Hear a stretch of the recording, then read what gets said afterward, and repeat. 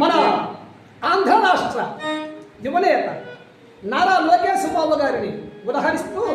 చదివిన ఒక పద్యం. తాత తారక రాముడు చంద్రన్న తనయుడు మన రాష్ట్ర యువనేత లోకేష్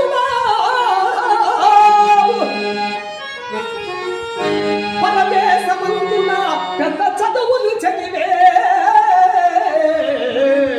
భువనేశ్వరిగే గారాల ముద్దు బిడ్డ తన సౌఖ్యం వీడి పర సౌఖ్యము కాని ఉన్న